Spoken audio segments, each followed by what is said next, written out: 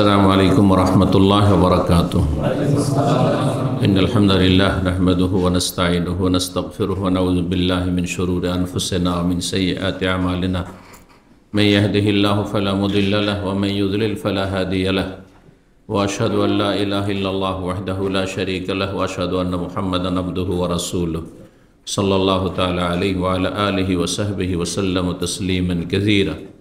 أما بعد فإن خير الحديث كتاب الله وخير الهدي هدي محمد صلى الله عليه وسلم وشر الأمور محدثاتها وكل محدثة بدعة وكل بدعة ضلالة وكل ضلالة في النار.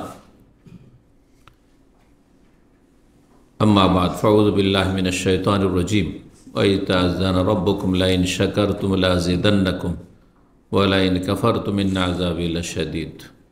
সম্মানিত দিনী ভাতৃমণ্ডলী, পর্দার আড়ালের মা এবং বোনেরা, আল্লাহ রাব্বুল আলামিনের প্রশংসা এবং প্রিয় রাসূল সাল্লাল্লাহু আলাইহি ওয়াসাল্লামের উপর সালাত ও সালামের পর আজ বৃহস্পতিবার 19শে জমাদাল উলা 1446 হিজরি মোতাবেক 21 নভেম্বর 2024 আমাদের ধারাবাহিক সাপ্তাহিক যে বিষয়ভিত্তিক আলোচনা প্রতি বৃহস্পতিবার হয়ে থাকে, আজকের বিষয়বস্তু আকিকার মাসাইল বা আকিকার বিধিবিধান। গত একটি আলোচনা করেছি নবজাতক শিশু সংক্রান্ত যেসব মাসাইলগুলি রয়েছে, প্রায় যেসব গুরুত্বপূর্ণ বা অধিকাংশ যে মাসাইলগুলি যেগুলির সম্মুখীন আমরা হয়ে থাকি, সাধারণ মুসলিম ভাই বোনেরা হয়ে থাকেন, সেগুলি নিয়ে বিস্তারিত আলোচনা করা হয়েছে। আর আজকে তারই একটি অংশ যেটা বিস্তারিত আলোচনার দাবি রাখে, যার ফলে পৃথক করে সেটাও আগের আলোচনারই একটি অংশ। কারণ নবজাত শিশুর বিধিবিধান বা মাসাইলের একটি গুরুত্বপূর্ণ মাসআলা হচ্ছে যে নবজাতকের জন্য, ছেলে হোক অথবা মেয়ে হোক, আকিকা করা। এই আকিকার মাসাইল আমার সামনে 20টি মাসআলা রয়েছে। ইনশাআল্লাহ তাআলা সংক্ষেপে আপনাদের সামনে যথাসাধ্য আমাদের যে সময় রয়েছে নির্ধারিত, তাতে পেশ করার চেষ্টা করব। আল্লাহ রাব্বুল আলামিন যেন আমাদেরকে বিশুদ্ধ জ্ঞান দান করেন এবং বিশুদ্ধ সহিশুদ্ধ আমলের তৌফিক দান করেন, আর সেদিকেই আমাদের সকলকে ভালো পথে আহ্বানের তৌফিক দান করেন। আকিকা আল্লাহ রাব্বুল আলামিনের শুকরিয়া আদায় করা। যেহেতু আল্লাহ রাব্বুল আলামিন তিনি আপনাকে বহু মানুষের মধ্য থেকে মনোনীত করেছেন একটি সন্তান দিয়ে, ছেলে হোক অথবা মেয়ে হোক, সুতরাং এটি শুকরিয়ার দাবি রাখে যে আল্লাহর দানে আপনি শুকরিয়া আদায় করবেন। আর আল্লাহর শুকরিয়া, যে কোনো নিয়ামতে শুকরিয়া আদায় করলে সে নিয়ামত আপনার স্থায়ী হবে, তাতে আপনি লাভবান হবেন, দিন দুনিয়ার কল্যাণ হবে, বরকত হবে। Wise তাআযানা রাব্বুকুম line শাকারতুম লাযিদান্নাকুম। আল্লাহ রাব্বুল আলামিন সূরা ইব্রাহিমে ইরশাদ করেছেন যে মহান আল্লাহর ঘোষণা, তোমাদেরকে তিনি স্বয়ং জানিয়ে দিচ্ছেন, তাআযানা রাব্বুকুম, আল্লাহ তোমাদেরকে জানিয়ে দিচ্ছেন ঘোষণা করে যে লাইন শাকারতুম, তোমরা যদি আল্লাহর শুকরিয়া আদায় করো, কৃতজ্ঞতা প্রকাশ করো, তাহলে লাযিদান্নাকুম, অবশ্যই আমি তোমাদের নিয়ামতকে বৃদ্ধি করব। সব দিক থেকে বৃদ্ধি করবেন আল্লাহ রাব্বুল আলামিন। জি, আপনার আরও ছেলেমেয়ের প্রয়োজন, ছেলে মেয়ে দেবেন, এটাও বৃদ্ধি। হ্যাঁ, আর যদি মনে করেন আজকালকার মতো ছেলে মেয়ে নেওয়ার ক্ষেত্রে কৃপণ অধিকাংশ মানুষ, শুধু না মুসলিমরাও, পয়সাতে, হ্যাঁ, পয়সার ক্ষেত্রে লোভ সামলাতে পারেন না। গোটা পৃথিবী যদি দিয়ে দেওয়া হয়, তার বলে আর এক পৃথিবী দরকার, যেমন নবী করিম সাল্লাল্লাহু আলাইহি ওয়াসাল্লাম। কিন্তু পৃথিবী, এটা একটা পৃথিবী, দুনিয়ার একটা নিয়ামত। হ্যাঁ, এটা দুনিয়ার নিয়ামত, হ্যাঁ, সন্তান সন্ততি, জনবল, কিন্তু না, পয়সা চাই, শুধু পয়সা আর ক্ষমতা চাই না। যদি ছেলে মেয়ে আজকালকার লোকেরা চাই না, কারণ কাফেরদের দ্বারা প্রভাবিত, কাফেরদের মানসিক গোলামের শিকার। কাফেররা বাচ্চা নেয় না, হ্যাঁ, আমরাও বাচ্চা নেব না। কাফেররা নিলেও একবারে সীমিত, একটা নাই দুটো, আমরাও সেই। লা তাত্তাবিউন্না সুনানা মান কানা ক্বাবলাকুম, ভবিষ্যৎবাণী করেছে রাসূলুল্লাহ সাল্লাল্লাহু আলাইহি ওয়াসাল্লাম যে খুব শীঘ্রই তোমরা তোমাদের পূর্বের কাফের জাতিদের অন্ধ অনুকরণ করবে।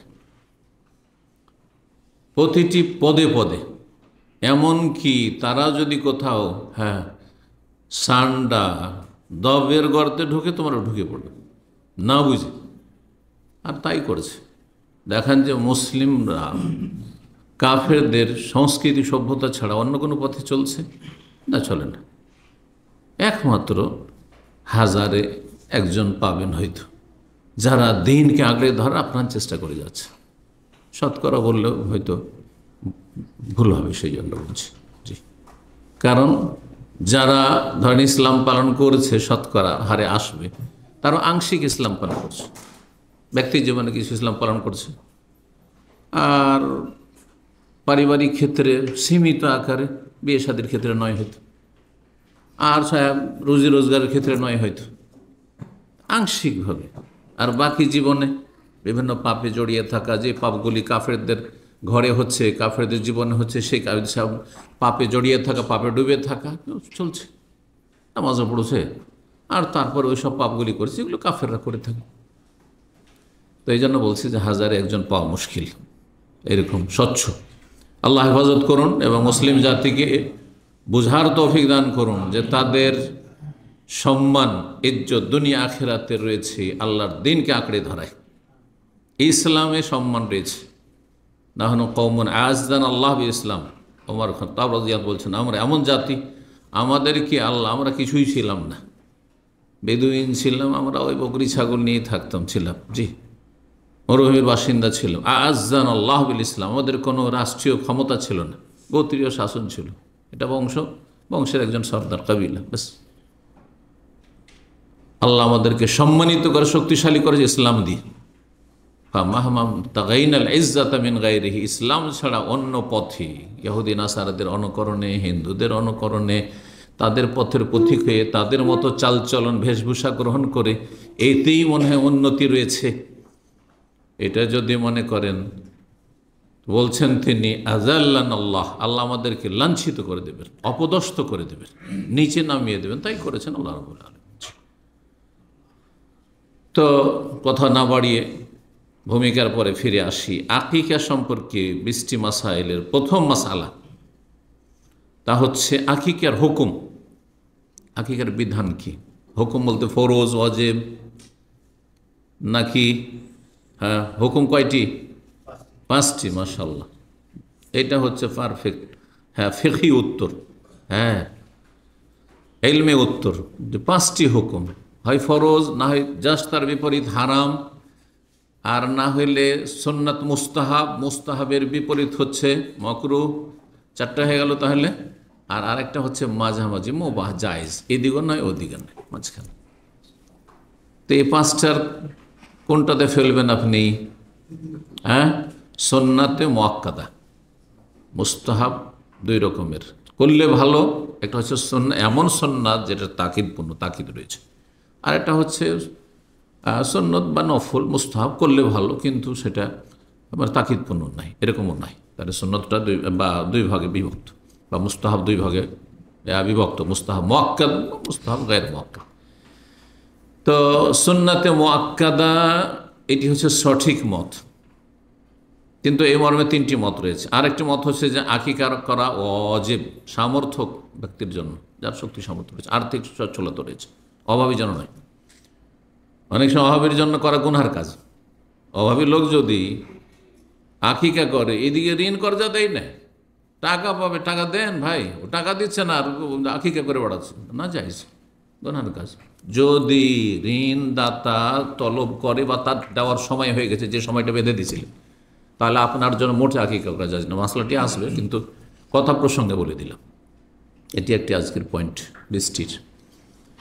আকিকা করা একদল বলছেন ওয়াজিব সচ্ছল ব্যক্তির জন্য, আর একদল বলছেন, 3য় মত, যে মুস্তাহাব, মানে সুন্নাতে মুআক্কাদাও নয়, ওয়াজিব মুস্তাহাব, করলে ভালো, না করলে কমলে সুন্নাতে মুআক্কাদা নয়, গায়র মুআক্কাদা, নফল মুস্তাহাব।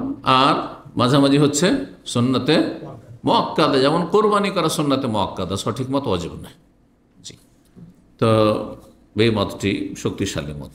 ইবনে তাইমিয়া রাহিমাহুল্লাহ, ইমাম ইবনে উসাইমিন এই মতটিকে পছন্দ, শেখ ইবনে বাজ বলছেন ইবনে উসাইমিন রাহিমাহুল্লাহ, ফাল আকিকাতু সুন্নাতুল মুআক্কাদা, আকিকা হচ্ছে সুন্নাতে মুআক্কাদা, ইয়ামবাগি লিল কাদির আন ইয়াকুমা বিহা, সচ্ছল ব্যক্তি বা সামর্থ্যবান ব্যক্তি যেন সেটা আদায় করে।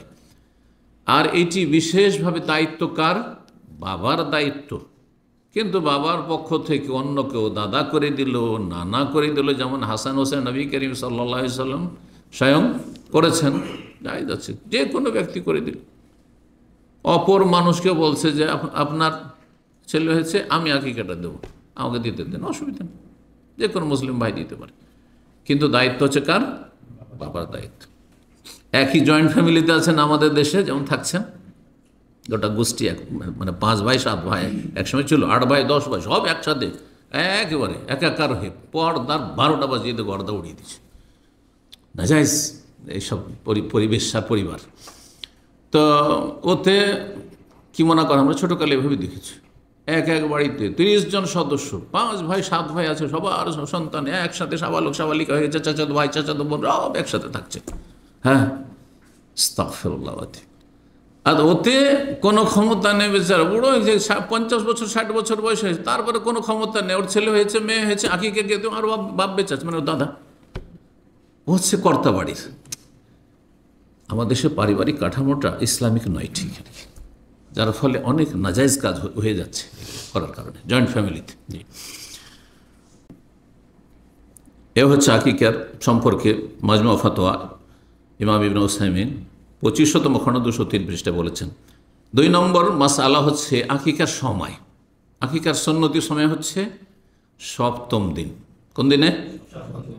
7 দিন না, 7 দিন আর 7ম দিনে পার্থক্য রয়েছে। 7 দিন মানে অনেকে 7 দিন মানে 7 দিনের মধ্যে হইলেই হবে, 6 দিনে, হ্যাঁ 6ষ্ঠ দিনে, 5ম দিনে, হ্যাঁ 3য় দিনে করে ফেলল, এইরকম লোক আমার কাছে এসছে। ওই আমি 5 দিনের দিন আকিকা হয়নি, 7 দিনে করতে হয় না, মানে 7 দিনের মধ্যে করতে হবে, ভুল বুঝেছেন আপনি। 7ম দিনে, জি, সূর্য ডুবে গেলে পরের দিন সূর্য, যেমন এখন কোন দিন ধরবেন? এখন রাত্রে, এখন জন্ম হইল, জুমা ধরতে, কেন জুমার রাত শুরু হয়ে গেছে, আমরা আরবি ইসলামী মাস চাঁদ হিসাবে চলব। হ্যাঁ, আর সন্ধ্যাবেলা চাঁদ উঠে, ঠিক না? সন্ধ্যাবেলা চাঁদ যখন প্রথম মাসের চাঁদ ওঠে তখন সন্ধ্যাবেলা থেকে মাগরিবের 10 মিনিট আগে যদি জন্ম হয়ে যায় তাহলে বৃহস্পতিবার ধরতাম আজকে, আর মাগরিবের আল্লাহ আকবার আজান হয়ে গেছে, সূর্য ডুবেছে, আর তখন ভূমিষ্ঠ হলো, তাহলে জুমা ধরলাম। এইভাবে 7ম দিন আকিকা দেবে। যদি সেটা সম্ভব না হয় তাহলে অধিকাংশ ওলামাদের মত যে তারপরে যে কোনো সময় দেন। তার মধ্যে একটি হাদিস রয়েছে 14 দিনে অথবা 21 দিনে, হাদিসটি রয়েছে। বুরাইদা রাদিয়াল্লাহু আনহু হাদিসটি বর্ণনা করেছেন। হাদিসটি রয়েছে সুনানে বাইহাকিতে। বলছেন, আল আকিকাতু তুযবাহু লিসাবিন, আকিকা জবাই করতে হবে 7ম দিনে, ওয়ালি আরবাত আশা, আউলে আরবাত অথবা 14 দিনে, মানে যেটা 14তম দিন, চতুর্থ 10, আউলে ইহদাইশিন অথবা 21তম দিনে। আল্লামা আলবানী রাহিমাহুল্লাহ সহিহুল জামিতে সহিহ বলেছেন, আবার ইরওয়াল গালিলে গিয়ে হাদিসটিকে যঈফ বলেছেন, যার ফলে হাদিস অধিকাংশ ওলামাদের কাছে দুর্বল।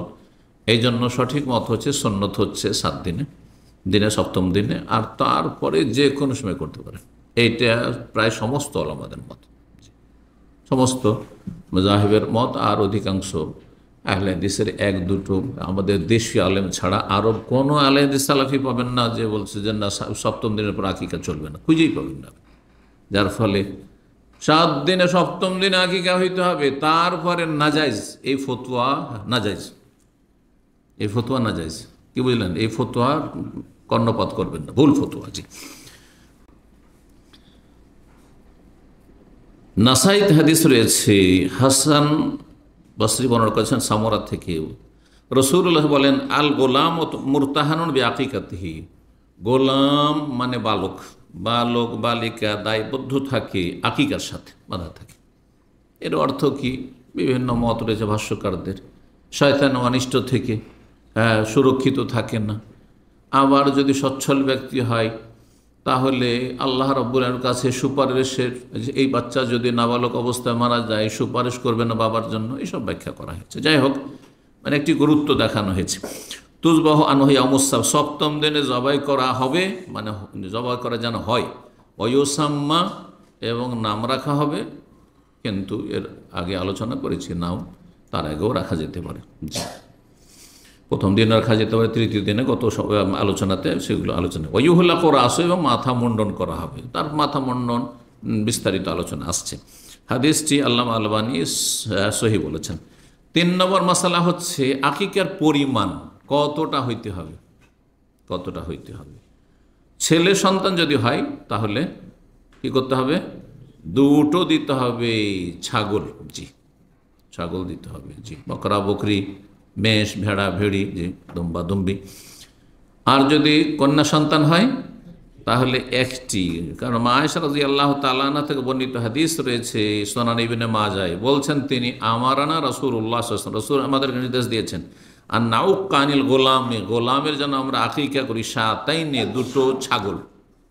ছাগল হাদিসে যেহেতু সাতুন বকরি এসছে, এই জন্য অনেক ওলামারা বলছেন যে বকরা বকরি করাটা আপনার মেষের চাইতে ভালো, মানে ভেড়া ভেড়ির চাইতে, কিন্তু জায়েজ আছে। ওয়ানিল জারিয়াতে শাহ, এবং কন্যা সন্তানের পক্ষ থেকে একটি বকরি। আল্লামা আলবানী হাদিসটিকে সহিহ ইবনে মাজাহ সহি বলেছেন। 4 নম্বর মাসআলা, যে ছেলে সন্তানের জন্য আর মেয়ে সন্তান, তাই না, সন্তান 2 রকম। ছেলে সন্তানের জন্য বকরি, পাঠি জবাই করতে পারবেন কিনা, আর মেয়ে সন্তানের জন্য পাঠা, খাসি জবাই করতে পারবেন কিনা, নাকি যেহেতু হ্যাঁ ছেলে সন্তান সেই জন্য পাঠাই হইতে হবে, খাসি হইতে হবে, আর মেয়ে সন্তান সুতরাং বকরা নয় বকরি হইতে হবে, এমন মশলা আছে না? এমন মশলা নেই, সবটাই চলবে। এই মর্মে উম্মে কুরজ রাদিয়াল্লাহু তাআলা আনহা থেকে হাদিস বর্ণিত হয়েছে, তিনি বলেন যে তিনি রাসূলুল্লাহ সাল্লাল্লাহু আলাইহি ওয়াসাল্লাম বলতে শুনেছেন, আনিল গোলামে শাতানে, বালক ছেলে সন্তান, দুটো বকরির কথা বলেছেন। জি, ওয়ানিল জারিয়াতে শাতুন লা ইয়াযুররুকুম যুকরানান কুননা আমিনাসা, তোমাদের কোনো ক্ষতি নাই যে ছেলে সন্তান হোক মেয়ে সন্তান হোক, আর সেই ক্ষেত্রে পাঠা হোক আর পাঠি হোক, কোনো অসুবিধা নেই। হাদিসটি আবু দাউদে রয়েছে, আল্লামা আলবানী হাদিসটিকে সহি বলেছেন সহিউল জামে আস-সগীরে। 5 নম্বর মাসআলা, সেটা হচ্ছে ছেলে সন্তানের জন্য কয়টি আকিকা বলা হইল? 2টি যে করবেন, এই ক্ষেত্রে সুন্নত মুস্তাহাব হচ্ছে, উত্তম হচ্ছে যে আপনি দুটো সমবয়সী করবেন, হ্যাঁ, যাতে দুটোতে সমতা থাকে, মানে খুব বেশি পার্থক্য না থাকে। কারণ গোস্তের দিক থেকে একটা ধরেন হবে 30 কিলো, আর একটা 20 কিলো 15 কিলো, এমন না, 19-20 হবে, 25 থেকে 30-এর মধ্যে যেন দুটো হয়, অথবা 20 তো 18-20, এইরকমই 19-20 যেন হয়। মোতাকাফিআতানে, দুটো যেন সমবয়সী হয়, কাছাকাছি হয়, দেখতে একই রকম যেন 19-20 হয়।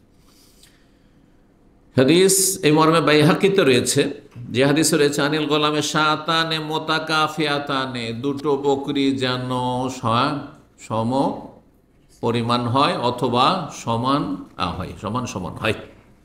জি, একই রকমের হয়, একই ধরনের মোটামুটি।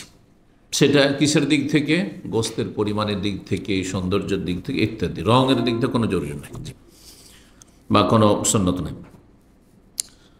হাদিসটি আল্লামা আলবানী সহিহ বলেছেন, বাইহাকিতে হাদিসটি রয়েছে। 6 নম্বর মাসআলা, জি, মাসলা, যদিও মাসলা এসে গেছে এটা, তারপরে মাসালা আলাদা করে বর্ণনা করেছেন, হালি ইয়াজুজু যাবহু শাতিন ওয়া না, মাসালা এটা বলা হয়নি। মাসলা যেটা বলেছি আমরা সেটা হচ্ছে যে ছেলে সন্তানের পক্ষ থেকে বকরি জবাই করতে পারবেন, আর মেয়ে সন্তানের পক্ষ থেকে বকরা জবাই করতে পারবেন, ঠিক না? এখন মাসলা হচ্ছে যে একজন হয়তো অভাবী, ও দুটো দিতে পারবে না, ছেলে সন্তান হয়েছে, তাহলে একটা দেওয়া চলবে কি না? চলবে। এই ক্ষেত্রে আপনি কষ্ট করে ঋণ কর্জা করে আর আপনার সংসার চালানো মুশকিল হচ্ছে, এদিকে এই মাসে আমি বাপ মাকে খরচ দেওয়া জরুরি ছিল, দিতে পারলাম না, কি কারলাম, সেজন্য এগুলো জরুরি কাজ ছিল, সেগুলো বাদ দিয়ে দুটো ছাগল দিতে যাবেন না, করবেন না। আপনি যদি আপনি পারেন আপনার সচ্ছলতা অনুযায়ী তাহলে করবেন, না হলে একটি যথেষ্ট। একটি যথেষ্ট। ইবনে উসাইমিন রাহিমাহুল্লাহ বলছেন, ফাইনলা মেজিদুল ইনসান ইল্লা শাতান ওয়াহিদা, কোনো ব্যক্তি যদি একটি ছাগল পায়, মানে একটি ছাগল তার আছে, একটি ছাগলের পয়সা আছে, আজ যথেষ্ট হয়ে যাবে। ও হাসালা বেহাল মাকসুদ, উদ্দেশ্য হাসিল হয়ে যাবে। লাকিন ইযা কানা কাদ আগনাহু, তবে আল্লাহ যদি তাকে সচ্ছল করেন, ফালিসনাতান আফজাল, দুটো হচ্ছে বেশি উত্তম, দুটো বেশি উত্তম। কারণ নবী সাল্লাল্লাহু আলাইহি সাল্লাম থেকে হাদিস রয়েছে, নাসাই তো রয়েছে দুটো দুটো করে করেছেন, আর আবু দাউদে রয়েছে একটি করে, কিন্তু ঘটনা একটি, যার ফলে হাসান হোসেনের ঘটনা। তো এই ক্ষেত্রে তো দুই রকম তো হওয়ার কথা নয়। এই জন্য ওলামারা বলেছেন যে দুইটি করেই করেছিলেন, এটাই বেশি সহি হাদিস। কিন্তু আরেকটি হাদিস আছে, এটি জয়ীফ নয়। যদি দুটোই সহি হয় আর একটি বেশি সহি হয়, তো যেটা কম সহি, যদিও সহি হাদিস সনদের দিক থেকে, সেটাকে সাজ বলা হয়, মানে পরিত্যাগ। তারপরেও জায়েজ আছে যাদের অভাব আছে তাদের জন্য। আশরাহুল মুমতে 7ম খণ্ডে তিনি এই মাসলাটি আলোচনা করেছেন। এক কথায় অভাবী লোকদের জন্য যে করতে পারবে, কিন্তু একটি পারবে, ছেলে সন্তান হয়েছে, হ্যাঁ যমজ সন্তান হয়েছে, একটা একটা করে পারবে, 4টা পারবে, ধর দুটো ছেলে হয়ে গেছে, তো কী করবে? 4টা? না না না, আপনি এত কষ্ট করে করবেন না, আপনি দুটো দেন, দুটো ছেলে। পারবেন না, দিয়েন না। 7 নম্বর মাসআলা, সেটি হচ্ছে যে আকিকাতে শরিকানা চলবে, ভাগ, যেমন কোরবানির ভাগ, উটে ভাগ আছে, গরুতে ভাগ আছে, সফরে না। এই ফতোয়া 1400 বছরের ইতিহাসে ছিল না, এটা শুধু বাংলাদেশে এই 4জনও বলে বেশি হবে, মানে 1জন 2জন বলেছে, হ্যাঁ একই সংগঠনের, তার সাথে যারা আছে 2-1জন ব্যাস। আর এইগুলোকে যদি আলেম বলেন তো ঠিক, এগুলো মানে আলেম মানে শরীয়তের ভাষায় যারা আলেম, শেখ বাজ, ইবনে উসাইমিন, হ্যাঁ আলবানি, এরা হচ্ছে আলেম। আপনি যদি বলেন যে আমাদের ইন্ডিয়া বাংলাদেশে এরকম আলেম, এগুলো আলেম, তাহলে ওই কামেল টাইটেল পাস করলে আলেম আর দৌড়া পাস করলে আলেম। জি না না, এই ভাষাগুলো নাই, আসলে এই উক্তির কোনো মূল্য নেই।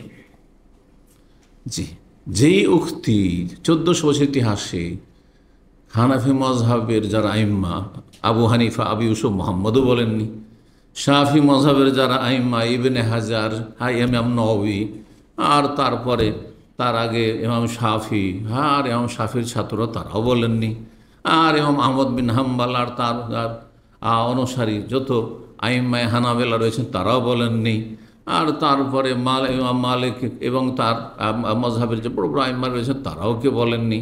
আহলে হাদিসের বিশিষ্ট উলামা কেরাম, ইবনে তাইমিয়া আর ইবনুল কাইয়িম, শেখ আলবানী, শেখ ইবনে বাজ, ইবনে উসাইমিন, তারাও বলেননি। আর আপনি এক ফতোয়া দেবেন আর ওটাকে চালিয়ে দেবেন বাজারে, এটা ঠিক নয়, আসলে ঠিক নয়। সুতরাং এই ফতোয়াতে আপনারা দ্বিধাগ্রস্ত হবেন না। এই ফতোয়া হচ্ছে সাজ ফতোয়া, বিরল ফতোয়া। ভাগ চলবে না কিসে? কোরবানিতে। এটা বিরল ফতোয়া, সাজ ফতোয়া। সাজ ফতোয়া ছেড়ে দেওয়া ফরজ। যেমন শেখ আলবানী রাহিমাহুল্লাহর, কিছু কিছু বড় আলেমেরও সাজ কিছু মানে বিরল ফতোয়া আছে, ছেড়ে দেওয়া জরুরি। তার ফতোয়া হচ্ছে যে মহিলাদের গোলাকার কোনো অলঙ্কারই চলবে না।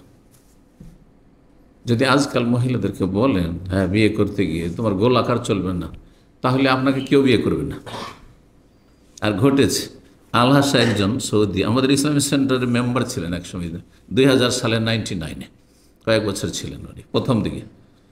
তো উনি শেখ আলবানীর এবার অন্ধ মুকাল্লিদ ছিলেন এই মাসলায়, বিশেষ করে যে না জাহাব মোহাল্লাক চলবে না, গোলাকার চলবে না। তো আরও মহিলার তো অলঙ্কার তো বুঝতেই পারেন যে মাথাতে পামে তো অলঙ্কারের তার ঢাকা থাকে, হ্যাঁ বিয়ের দিনে বিশেষ করে। তো বলেছে তোমার চুড়ি চলবে না, হ্যাঁ তোমার মালা চলবে না, কারণ হাফ মহল্লা গোলাকার এটা চলবে না। তালাক নিয়ে চলে গেছে। তারপরে অনেক দিন ও স্ত্রী বউ খুঁজেই পায়নি, তারপরে পেল কিনা আর কোনো যোগাযোগ, বুঝতে পারছেন? তো ওইটাই বললাম যে এটা একটা অভিজ্ঞতা, বাস্তব অভিজ্ঞতা। যদি এই ফতোয়া আপনি বলেন যে আমি বিয়ে করবো এই শর্তে যে চুড়ি পরা চলবে না, মালা পরা চলবে না, এইসব নেকলেস চলবে না, তাহলে হ্যাঁ বাংলার জমিনে কোনো মহিলা মনে হয় খুঁজে পাবেন না। হ্যাঁ ইউরোপে পেতে পারেন আপনি, হ্যাঁ জি ইউরোপে গিয়ে পাবেন, তা বাঙালি জাতি পাবেন না আপনি। পাবেন, হয় ইউরোপিয়ান পাবেন, কারণ ওরা যেটা জানি আমি পৃথিবী সম্পর্কে ওই সব ধারে না। এই অলঙ্কার পরে কারা? এই আরবরা পরে, আরব মহিলারা, আর আমাদের ওই ভারতীয় মহিলারা, ভারত, বাংলাদেশ, পাকিস্তান। আর বাকি পশ্চিমা দেশে এসব স্বর্ণ টর্ণ পরার অভ্যাস এগুলো নাই আসলে। সামান্য হয়তো কিছু থাকতে পারে, কথা বুঝতে পেরেছেন? তো হয়তো আমরাই দাম বাড়িয়ে দিয়েছি স্বর্ণের। সবাই বয়কট করেন স্বর্ণকে, দেখবেন যে স্বর্ণ নিচে নেমে আসবে। কিন্তু মহিলারা তো এই বক্তব্য ফতোয়া শুনলে সবাই বয়কট করেন। বয়কটের ডাক শাইখ মতিউর রহমান দিয়েছেন কিসের? স্বর্ণের। তো রাগ করবে সব, তাই না? কারণ তাদের স্বামীরা তো দলিল পেয়ে যাবে, যার অলঙ্কার ফলঙ্কার কিনে দেবো না। তো কি বলছিলাম, আকিকাতে ভাগ চলবে? চলবে না।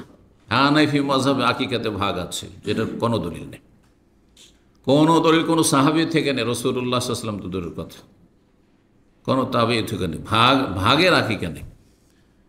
তবে বকরি ছাগল ছাড়া, ভেড়া ভেড়ি ছাড়া, দম্বাদম্বি ছাড়া উঁটে গরুতে আকিকা চলবে কিনা, গোটা উঁট দিলে, গোটা গরু দিলে, সেটা ভিন্ন বিষয়, সেটা ভিন্ন বিষয়।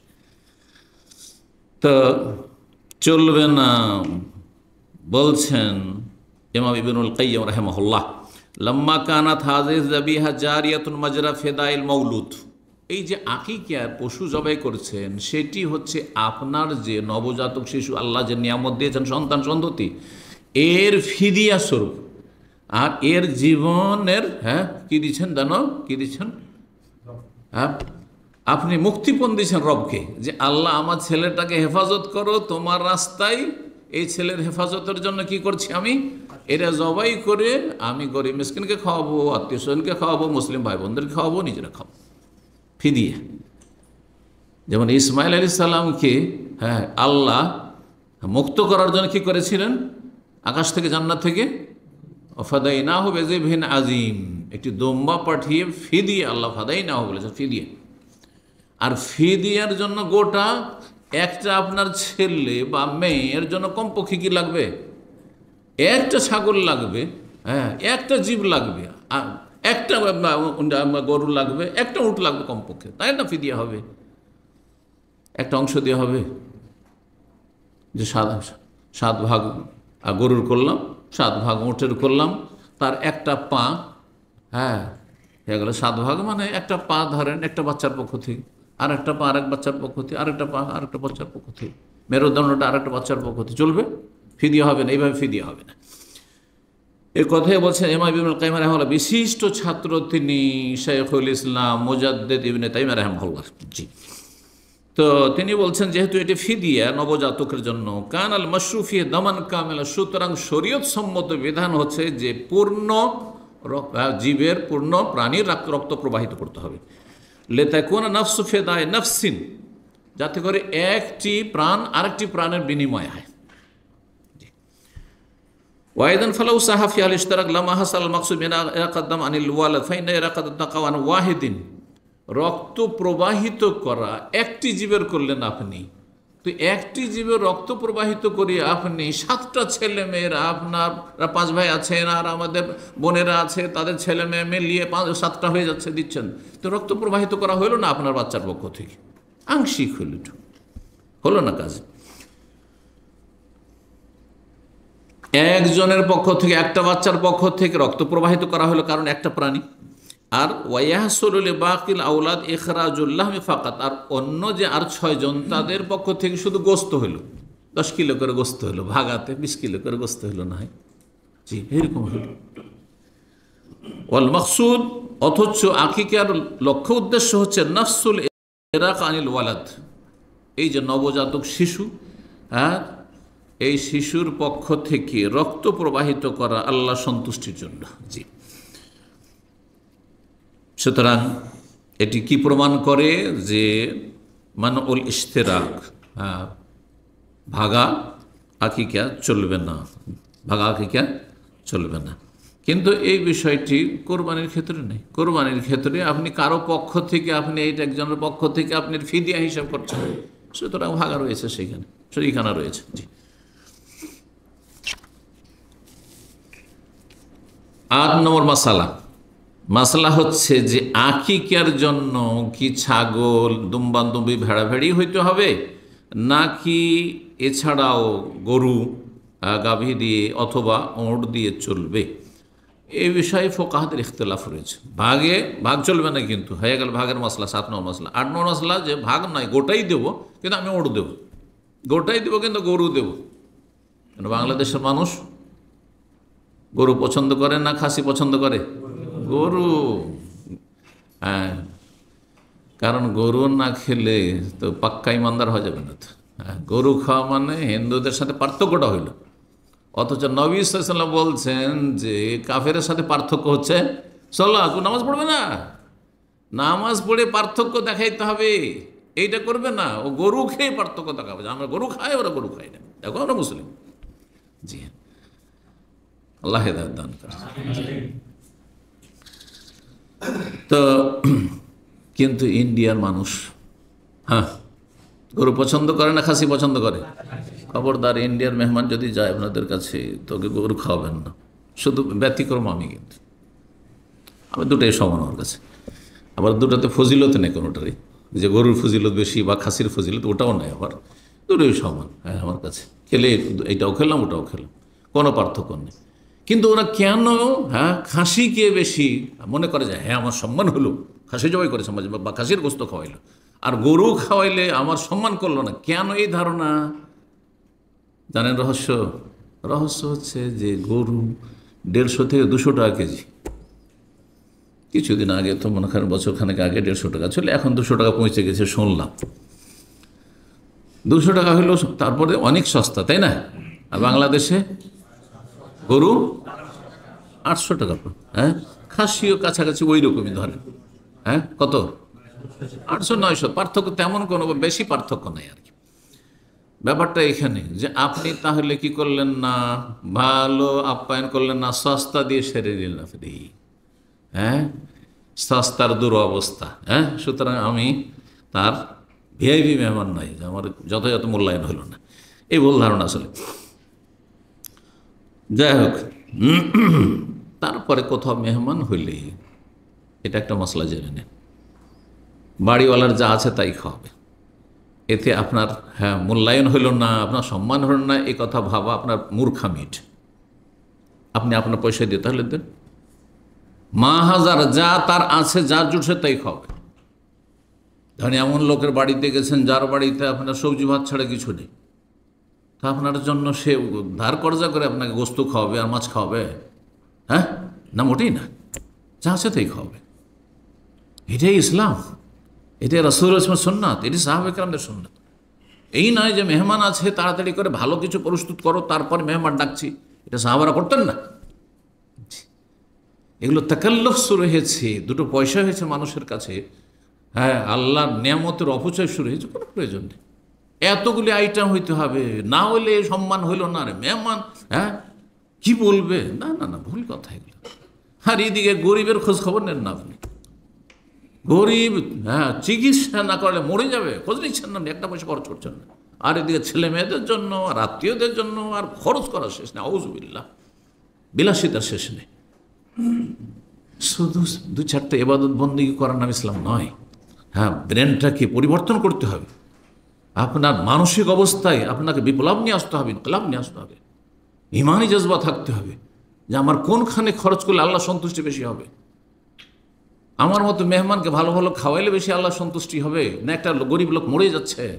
হ্যাঁ, গরিব লোক খেতে পাচ্ছে না, বস্ত্র পাচ্ছে না, এই শীতের সময় আসছে, তাকে দিলে বেশি নাকি হবে?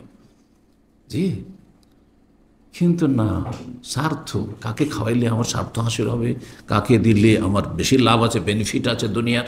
এই হচ্ছে আজকালকার দুনিয়া। আল্লাহ বুঝার তৌফিক দান করুন। তো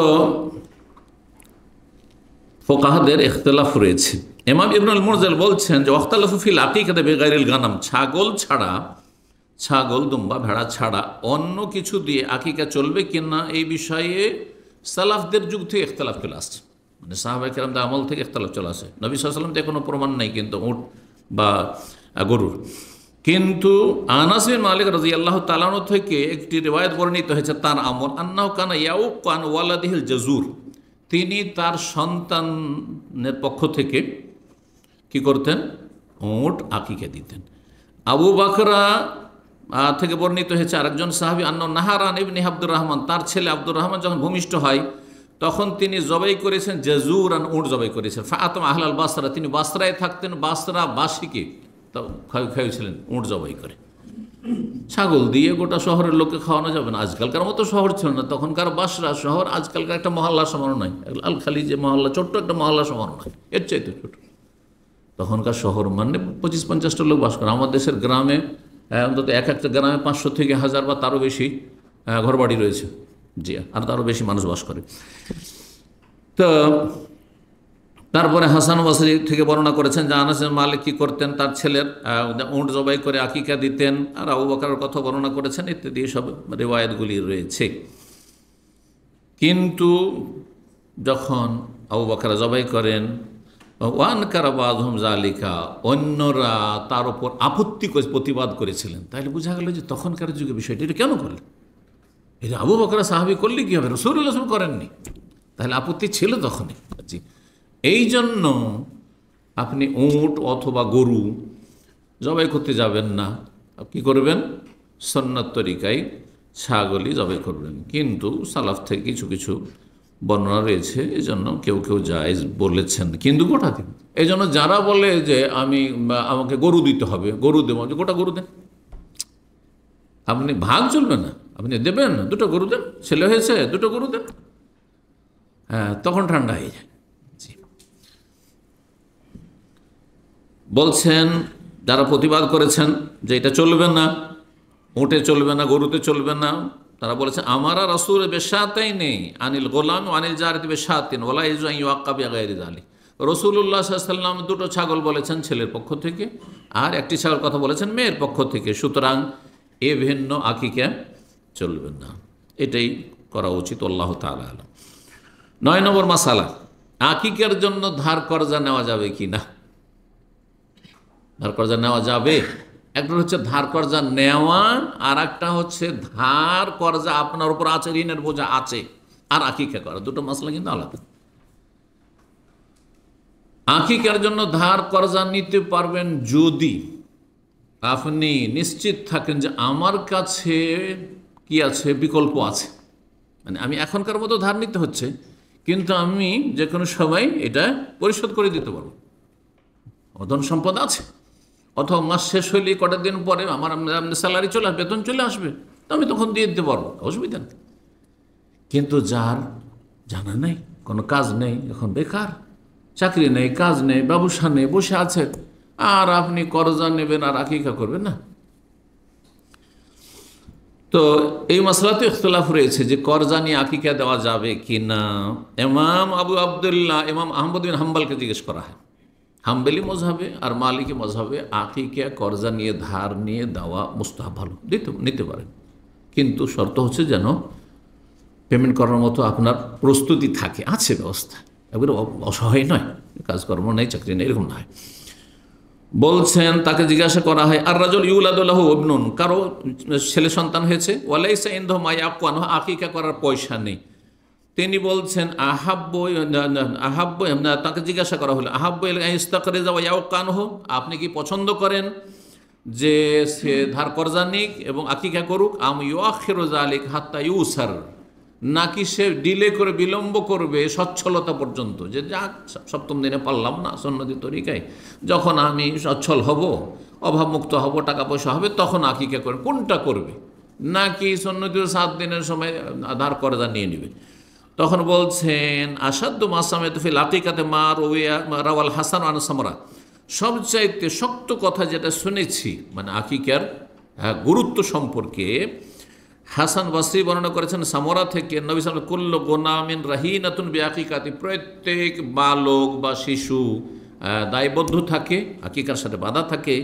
ওয়াইন্নিলা আরজু, আমি আশা করি, ইনিস্তাক রাজা, হতে পারে যে এই ছেলে মেয়ের বাবা আকিকা করার জন্য যে ধার কর্জা নাই, আইয়ুআজ্জালাল্লাহুল খালাফ, হতে পারে আল্লাহ এর বরকতে উত্তম বিকল্প দিয়ে দেবেন, রুজিতে বরকত দিয়ে দিবেন।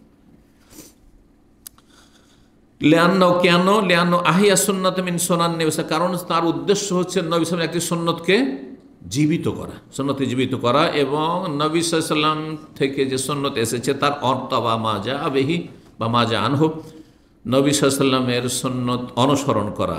ইমাম আহমদ রাহিমাহুল্লাহর মাসাইলে তার ছেলেও বড় ইমাম ছিলেন, তিনি সংকলন করেছেন। এটি হচ্ছে ইবনে তাইমিয়া রাহিমাহুল্লাহর মত, আর এটি হচ্ছে ইবনে উসাইমিন রাহিমাহুল্লাহর মত, কি যে আকিকার জন্য কর্জা নিয়ে আপনি আকিকা করতে পারবেন, কিন্তু যেন সৎ নিয়ত থাকে যে আমি তাড়াতাড়ি দিয়ে দেবো, আর আমার কাছে ব্যবস্থা আছে, যে কোনো সময় আমি দিয়ে দিতে পারবো এদিক ওদিক থেকে। জি, 10 নম্বর বিষয়, বড়দের আকিকা চলবে কিনা। শাহবালক হয়ে গেছেন আপনারা, কয়জন আকিকা হয়েছে একটু হাত উঠান তো, যারা আকিকা হয়েছে হাত উঠান। অল্প কয়জন, অল্প কয়জন উঠেছেন, এতে আপনাদের দোষ নেই। যদি বাবা সচ্ছল থেকে থাকেন, দায়িত্ব কার ছিল? আমার আকিকার দায়িত্ব আমার আব্বার দায়িত্ব ছিল রাহিমাহুল্লাহ। তো মায়েরও দায়িত্ব নেই, কার দায়িত্ব? বাবার দায়িত্ব। উনি যদি সচ্ছল থেকে না দেন তাহলে উনি দায়িত্বহীনতার পরিচয় দিয়েছেন, আর যদি সচ্ছল না থাকেন, অসচ্ছল থাকেন, তাহলে তার আকিকা ছিল না, আকিকা ছিল না তার। জি, অনেক সময় সচ্ছলই ছিল কিন্তু অসচ্ছল ছিলেন না, কিন্তু অজ্ঞ ছিল, দিনের কোনো জ্ঞান ছিল না, ভুরুক্ষেপও ছিল না, বেদাত করেছে, সুন্নত করেনি। জি, বেদাত করেছে, মুখ মিষ্টি করেছে, ধুমধাম করেছে, খাতনার বিশাল জিয়াফত করেছে, গরু মেরে দিয়েছে চামড়া কাটার জন্য। জি, আল্লাহ হেদায়েত দান করুন। তো বড়দের আকিকা চলবে কিনা। আনাস মালিক রাদিয়াল্লাহু তাআলা আনহু থেকে হাদিস বর্ণিত হয়েছে, বলছেন তিনি যে আন্না আক্কা নাফসি বাদা মা বুইসা নবিয়ান, নবী সাল্লাল্লাহু আলাইহি ওয়াসাল্লাম নিজের আকিকা নিজেই করেছে নবুয়ত প্রাপ্তির পরে, 40 বছর বয়সে নবী হয়ে তারপরে নিজের আকিকা নিজে করেছেন। ইমাম আব্দুর রাজ্জাক সানআনী রাহিমাহুল্লাহ ইয়ামানের ইমাম ছিলেন, ইমাম বুখারীর ওস্তাদ ছিলেন, বহু আইম্মাদের ওস্তাদ। তিনি মুসান্নাফ আব্দুর রাজ্জাকে হাদিসটি নিয়ে এসছেন। আল্লাহ আলবানী তার সহি হাদিসের সিরিজের 6ষ্ঠ খণ্ডতে তিনি নিয়ে এসছেন হাদিসটি। হাদিস নম্বর হচ্ছে 2726। হাদিসটিকে সহি বলেছেন, হাদিসকে কি বলেছেন? সহি বলেছেন। নবী সাল্লাল্লাহু আলাইহি সাল্লাম নিজের আকিকা নিজে করেছেন, আল্লাহ সহি বলেছেন। যারা এটাকে ইখতিলাফ আছে মাসলায় যে বড় হয়ে আকিকা চলবেন না, যারা বলেছেন তারা এই হাদিসটিকে জয়ীফ বলছেন, কিন্তু সঠিক কথা হচ্ছে যে হাদিসটি যেমন ফিকহি মাসলাতে ইখতিলাফ রয়েছে, যেমন হাদিসের কিছু কিছু কিছু হাদিসে সহি জয়ীফে ইখতিলাফ রয়েছে, এটাও জেনে রাখা উচিত আপনাদের। কারণ অনেক সময় বললে এটা আমার কেমন কথা হলো, ঠিক ওই রকমই যেমন রফায়ে দান করবেন না করবেন না, আমিন জোরে বলবেন না বলবেন না, ইখতিলাফ আছে কি না, ঠিক ওই রকমই হাদিসটা সহি না জয়ীফ, এটাও মুহাদ্দিসিনদের ইখতিলাফ আছে। ফুকাহারা ফিকহি মাসলায় যেমন ইখতিলাফ করে, যেমন মুহাদ্দিসিন হাদিসে সহি জয়ীফও কিছু কিছু হাদিসে দ্বিমত হয়েছে, তাদের ইজতিহাদ, যার ইজতিহাদ যতদূর পর্যন্ত পৌঁছেছে, যার এলেম যতদূর পৌঁছেছে। তো কিছু কিছু সালাফগণ, সাহাবায়ে কেরাম, তাবেইন, তাবা তাবেইন এর উপর আমলও করেছেন তারা, যে বড় হয়ে আকিকা দেওয়া চলবে। ইমাম ইবনে সিরিন প্রখ্যাত তাবেই, ইবনে সিরিনের নাম আমাদের ইন্ডিয়া বাংলাদেশে বিশেষ করে হানাফিরা খুব চর্চা করে। কেন চর্চা করে? শুধু একটা বিষয়ের জন্য, কি? স্বপ্ন। যত স্বপ্নের কিতাব আছে সবগুলিতে তিলকে তাল করে ইবনে সিরিনের স্বপ্নের বিবরণ, ইবনে সিরিনের স্বপ্নের ব্যাখ্যা বিশ্লেষণ বা তাবির চলছে জালিয়াতি, রাবারের মতো বাড়িয়েছে। একটা দুটো কোনো বর্ণনা এসেছে, ওগুলো থেকে হাজার হাজার বর্ণনা। আজকাল ইন্টারনেটে সার্চ দিলে, শেখ গুগলে সার্চ দিলে, বুঝছেন না, শেখ গুগল বুঝেন তো, শেখ গুগলে সার্চ দিলে আমি মাঝে মাঝে দিই, তো দেখি স্বপ্ন সুবহানাল্লাহ সব ইবনে সিরিনের নামে। শুধু আমাদের দেশ কেন, সারা বিশ্বে আরবরাও যারা এই স্বপ্ন নিয়ে মেতে থাকে, কিছু লোক আছে স্বপ্ন নিয়ে মেতে আছে, ওর কাজই হলো স্বপ্ন। কি স্বপ্ন দেখেছি এখন ছোটাছুটি করে স্বপ্নের পিছনে ছুটে আছে, ওর আমলে ঠিক নেই, ফরজ অজেব নেই, হারাম না যায় লিপ্ত আছে, কিন্তু একটা স্বপ্ন দেখছেন। আর স্বপ্ন এটা জানতে হবে, স্বপ্নের পিছনে বেশি ছুটবেন না, এটা একটা শয়তানের চোরা রাস্তা, আপনার ঈমান নষ্ট করার জন্য, আপনার আমল নষ্ট করার জন্য, আপনাকে পেরেশান করার জন্য। অনেক সময় আপনাকে উদ্বিগ্ন করে ফেলবে, অশান্তি করে দিবে আপনার জীবনে। স্বপ্ন ভালো লেগেছে বলুন আলহামদুলিল্লাহ, আর খারাপ লাগছে, এই স্বপ্নের অনিষ্ট থেকে আল্লাহর কাছে আশ্রয় কামনা করুন। জি, আল্লাহুম্মা ইন্না নাসআলুকা খায়রা হাযিহি রুইয়া ওয়া খায়রা মা ফিহা ওয়া আউযু বিকা মিন শাররি হাযিহি রুইয়া ওয়া শাররি মা ফিহা। জি, ব্যাস, আর কিচ্ছু হবে না ইনশাআল্লাহ। তো ইবনে সিরিন রাহিমাহুল্লাহ বলছেন, লাউ আলামু আন্নাহু লা ইউআক্কানি, আমি যদি জানতে পারি যে আমার আকিকা করা হয়নি, তাহলে এখন বলছি লা আকাকতু আন নাফসি, আমি আমার আকিকা করব, আমার আকিকা আমি করব। ইবনে সিরিন রাহিমাহুল্লাহ বলছেন। মুস্তানফ ইবনে আবি শাইবা রয়েছে, আল্লাহ আলবানী তার সিলসিলাতে নিয়ে এসেছেন। জি, হাসান বসরি রাহিমাহুল্লাহ তিনিও বলছেন, ইযা লাম ইউআক্কা আনকা, জি ফাউক্কা আন নাফসিক, তিনি বলছেন তার ছাত্রদেরকে, তোমার আকিকা যদি না করা হয়, তোমার বাবা না করে থাকে, তোমার পরিবার না করে থাকে, তাহলে তোমার আকিকা তুমি করে না। ওয়াইন কুনতা রাজুলান, যদিও তুমি কি হয়ে গেছো রাজুলান, রাজুলানকে আজকাল আরবরা কি বলছে, রাজ্জাল, হ্যাঁ, মানে বড় হয়ে গেছেন আপনি, হ্যাঁ বড় মানুষ হয়ে গেছেন, বুঝছেন না। আর বাংলাদেশের আঞ্চলিক ভাষায় বেটা, এখন বেটা হয়ে গেছে, তাই না? কিন্তু আমাদের যে ভাষা রাজশাহী আর মালদহের ভাষায় বেটা মানে ছেলে সন্তান বেটা, বুঝতে পারছেন, ও ছোট হইল। আর মেয়ে সন্তান মানে বেটি। আর আপনারা বাকিরা কি বলেন আপনারা, আমার পোলা তো বেটা হয়ে গেছে, তার মানে কি তরজমা করে, বাংলার তরজমা বলেন বড় হয়ে গেছে, রাজ্জাল হয়ে গেছে। তো এগুলো হলো আঞ্চলিক ভাষা। যাই হোক, আপনাদের মাশাআল্লাহ অনেক ভাষা শিখে গেছি। আচ্ছা, বুঝতে পারি, কারণ না বুঝলে তো আমার আমার আমার পোলা বেটা হয়ে গেছে, তো এটা না বুঝলে তো আমি বুঝবো না। বেটা হয়ে গেছে মানে বেটাই তো বেটা থাকে, আমি জানি ছেলে সন্তানকে বেটা বলি, ছোট হইল, 1 বছর হইল। 11 নম্বর মাসলা হচ্ছে বাচ্চা শিশু মাতৃগর্ভে যদি মারা যায়, কিন্তু 4 বছর হয়ে গেছে, রূহ দিয়ে দেওয়া হয়েছে, অথবা পূর্ণ হওয়ার পরে 10 মাস হওয়ার বা ভূমিষ্ঠ হওয়ার পরে মারা গেছে, 7 দিনের আগে মারা গেছে, আকিকা করবেন কি করবেন না, এটা মাসলা হচ্ছে 10 নম্বর মাসলা। কত নম্বর মাসলা বললাম? 11 নম্বর, তাই না? 11 নম্বর মাসলা। জি, তো ইবনে উসাইমিন রাহিমাহুল্লাহ বলছেন, ইযা ওয়ালাদাল মাউলুদু বাদা তামামে আরবাতে আশহুর, যদি কোনো শিশু ভূমিষ্ঠ হয় 4 মাস মাতৃগর্ভে পূর্ণ হওয়ার পর, মানে 4 মাস মানে 120 দিন হয়ে গেছে, তার মানে 340-এ কি হয়ে যায়, রূহ দিয়ে দেওয়া হয়, তার মানে জীবন্ত সে, হ্যাঁ, তার জীবন দিয়ে দেওয়া হয়েছে। তাহলে ফাইন্নাহু ইউআক্কানু, তাহলে তার আকিকা করা হবে, ওয়ায়ুসাম্মা, এই নামও রাখা হবে, কারণ হাসরের মাঠে নাম ধরে, বাপের নাম ধরে ডাকা হবে। জি, নাম রাখবেন, যদিও 4 মাসের বাচ্চা, 5 মাসের বাচ্চা অসম্পূর্ণ ভূমিষ্ঠ হয়েছে, কিন্তু তার হায়াত ছিল। জি, লিআন্নাহু বাদা আরবাআতি তুনফাখু ফীহি রূহ ফুঁকে দেওয়া হয়েছে, ওয়ুবআসু ইয়াওমাল কিয়ামতের দিন তাকে উঠানো হবে হাসরের মাঠে, যেমন আমাকে আপনাকে উঠানো হবে, তেমন তাকে উঠানো হবে। লিকাউল বাবুল মফতু, 2য় খণ্ড, 11 পৃষ্ঠা। 12 নম্বর মাসালা, আকিকা জবাইয়ের কোনো বিশেষ দোয়া আছে কি না? কোনো হাদিসে কোনো বিশেষ দোয়া নেই। ব্যাস, পশু জবাই করার জন্য কি লাগে? বিসমিল্লাহ, হ্যাঁ, আল্লাহর নাম নেওয়া ফরজ, আর আল্লাহু আকবার বলা সুন্নাত। এমনকি আল্লাহ আকবার বলা ফরজ নয়, অর্থাৎ কেউ যদি শুধু বিসমিল্লাহ বলে, আল্লাহু আকবার না বলে, তো আপনার পশু হালাল, সুন্নাত ছুটল, উত্তমের খেলাফ কাজ করলো। কিন্তু শুধু আল্লাহু আকবার বলল আর বিসমিল্লাহ বলল না, তাহলে সে ফরজ ছেড়ে দিল।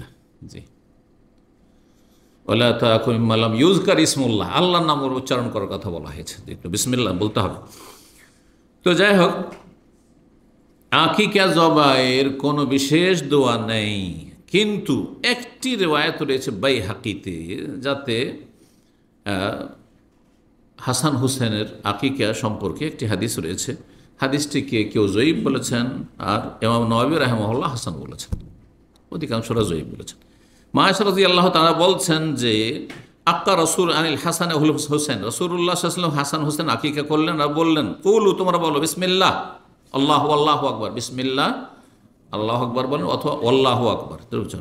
তারপরে এটুকু তো বলতেই হবে, কিন্তু তারপরে আল্লাহু আল্লাকা ওয়া ইলাইকা হাযিহি আকিকাতু ফুলান, হে আল্লাহ, এটি তোমার সন্তুষ্টির জন্য এবং তোমার উদ্দেশ্যে, হ্যাঁ, তোমার সান্নিধ্য লাভের উদ্দেশ্যে। জি,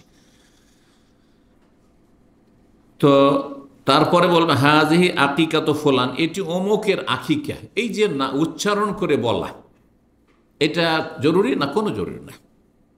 যেমন কোরবানির ক্ষেত্রে নাম লিস্ট করে নিয়ে আসে, আর তারপরে পড়ে ইমাম সাহেব ছাড়া জবাই হবে না, যেন ব্রাহ্মণ ছাড়া হিন্দুদের পূজা হবে না, না না না, এগুলো নেই ইসলাম। যদি সাধারণ মানুষ আপনি নিজে আর আপনি আপনার কোরবানি জবাই করতে পারবেন, বিসমিল্লাহ আল্লাহ বলতে জানেন, বাস যথেষ্ট, আর তারপরে জবাই করেন আপনি, এটা বেশি উত্তম। নিজে হাতে জবাই করা বেশি উত্তম।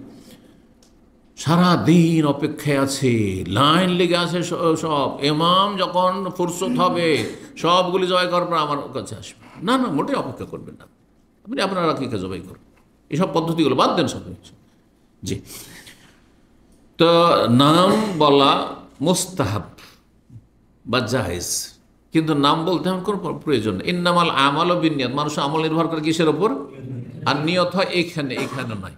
জি, কিন্তু কার আকিকা হচ্ছে যদি বলে নাই, এই হাদিসটি যারা আমলযোগ্য বলেছেন, হাসান যেমন ইমাম নওয়াবী বলেছেন হাজিহি আকিকাতু ফুলান, এটি অমুকের আকিকা, তাহলে ভালো। আর নাও যদি বলে তবু বিসমিল্লাহ আল্লাহু আকবার, তো আল্লাহ জানছেন যে কার উদ্দেশ্য, কার এটি আকিকা, তো জানছেন আল্লাহ রাব্বুল আলামিন। 13 নম্বর মাসলা হচ্ছে যে আকিকার গোশত কেমন করে পাক করবেন, পাক করে খাওয়াবেন না কাঁচাই বন্টন করবেন?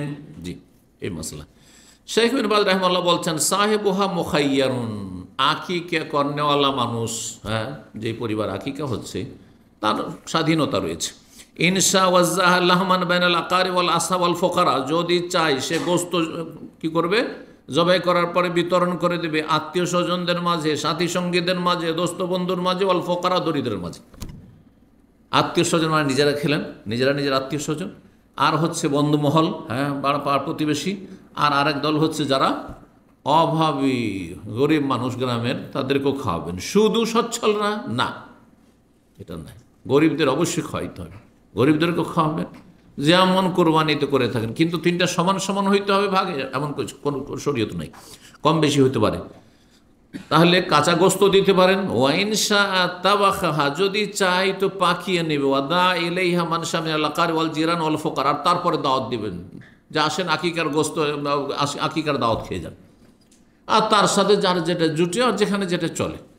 আকিকার গোস্তের সাথে কারো জুটে তো ভাত করবে, হ্যাঁ, ভাতের দেশে, আর না হলে কেউ যদি মনে করে যে রুটি। এখন বাংলাদেশে বা বাঙালি জাতি আকিকা দাওয়াত দিলে ওকে ভাত খাওয়াইতে হবে আকিকার গোস্তের সাথে, কিন্তু পাকিস্তানি, হ্যাঁ, রুটি। পাকিস্তান, এই বাহরাইনে আমাদের পাকিস্তানি ভাই যে আল ফুরকান সেন্টারে, উনি জুমার দিনে দাওয়াত দিয়েছেন দুপুরবেলাতে। তো আমি জানছি যে তো পাকিস্তানি দাওয়াত মানে তো আমাকে রুটি খেতে হবে, তার রুটি খাই না, খাওয়া অভ্যাস আছে আমার অবশ্য, আলহামদুলিল্লাহ। তো একসময় বেনারস জামিয়া সালেফিয়ায় থেকেছি, আবার উত্তরপ্রদেশের ওখানকার ট্রেডিশন হচ্ছে যে 50-50 খেতে হবে, নুস নুস, একটা রুটি আর তারপরে ভাত, অল্প ভাত, এটা হচ্ছে ওদের ট্রেডিশন। আর পাকিস্তানি মানে গোটা সপ্তাহ রুটি খেতে হবে, জুমার দিনে বিরিয়ানি, এটা। জি, আর সেটা নাও থাকতে পারে, হতে পারে আর কি। তো আমি ভাইয়েরা, আরও ভাইয়ের মানে 8-10 জনকে দাওয়াত দিয়েছে মাশাআল্লাহ, আমাদের বাংলা ভাষাভাষী যারাই দাওয়াতি ময়দানে জড়িত, ওখানে দাওয়াত দিয়েছে, সবাই গেলাম। তো আমি তাদেরকে বলতে লাগলাম যে আজকে মনে হয় আপনাদের রুটিই খেতে হবে, কিন্তু তারপর হঠাৎ মনে পড়লো যে আজকে তো জুমা, মানে জুমা আছে, আশা করেন যে বিরিয়ানি পাবেন। কথা সত্যি, রুটিও আছে আর বিরিয়ানিও আছে। জি, যেহেতু অভিজ্ঞতা আছে, যার ফলে আগে তাদেরকে জানিয়ে দিলাম যে এখন প্রস্তুত থাকে। তারপরে দেখি যে কেউ রুটির দিকে হাত বাড়াচ্ছে না, তো বিসমিল্লাহ, আমি প্রথম রুটি খাওয়া যখন শুরু করলাম তখন সবাই শুরু করলো রুটি, সবাই দেখলাম যে রুটি খাওয়া সব শুরু করলাম, আর কিছু রুটি খেয়ে তারপরে তখন বিরিয়ানি। জি, যাই হোক, তো শেখ বাজ রাহমাহুল্লাহ বলছেন যদি পাকশাক করে আত্মীয় স্বজনকে খাওয়ান, পাড়া প্রতিবেশী, বন্ধুবান্ধব, আর তারপরে ফকির মিসকিন, তো হাজিহাল আকিকাতুল মাশরুয়া, এটা শরীয়ত সম্মত আকিকা। আর ওয়াইহা সুন্নাতুল মুআক্কাদা, আকিকা সুন্নাতুল মুআক্কাদা। ওমান তারা কাহা, কেউ যদি ছেড়েও দেয় সুন্নাতে মুআক্কাদা, ফালা ইসমাল, গুনাহগার হবে না, গুনাহগার হবে না। তবে আকিকার জন্য যে একটা বরকতের বিষয় ছিল আর ফায়দার বিষয় ছিল, বহুমুখী তাতে ফায়দা রয়েছে। আজকে তারপরে পয়েন্টে আকিকার লাভ কি আর হেকমত কি, তো সেগুলি থেকে বঞ্চিত থাকবে। লাভবান হয়তো, হ্যাঁ, ছেলের বাবা মা, তার থেকে বঞ্চিত থাকলো। লাভবান হয়তো সেই ছেলেটি, শিশু আকিকা করলে সেগুলো থেকে বঞ্চিত রাখলেন শিশুটিকে, অথচ আপনি সচ্ছল সুন্নাতে মুআক্কাদায় ছেড়ে দিলেন। জি, মজমা ফাতাওয়া চতুর্থ খণ্ড 262 পৃষ্ঠা। এক কথায় আকিকার গোস্ত কাঁচাও বিতরণ করিতে পারেন, আবার পাকশাক করে খাওয়াইতে পারেন। জি। 14 নম্বর পয়েন্ট হচ্ছে আকিকার হেকমত, মানে রহস্য কি, কেন আকিকা দেব আমরা, তত্ত্ব কি। 1 নম্বর রহস্য, যেটা কথা প্রসঙ্গে প্রথমে ভূমিকাতে বলেছি, সেটা কি, আকিকা হচ্ছে আল্লাহর শুকরিয়া যে আল্লাহ আমাকে একটা সন্তান দিয়েছেন, একটা ছেলে দিয়েছেন, দুটো আকিকা করবো, আমি দিতে পারবো দুটো। একটা মেয়ে দিয়েছেন, কন্যা সন্তান দিয়েছেন, আল্লাহ শুকরানা আমি পেশ করবো আল্লাহর কাছে।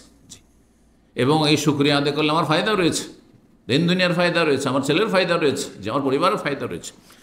তো একটি হেকমত। দ্বিতীয় হেকমত হচ্ছে হিরজুম মিনাশ শয়তান, শয়তান থেকে এই শিশুকে সুরক্ষিত করা।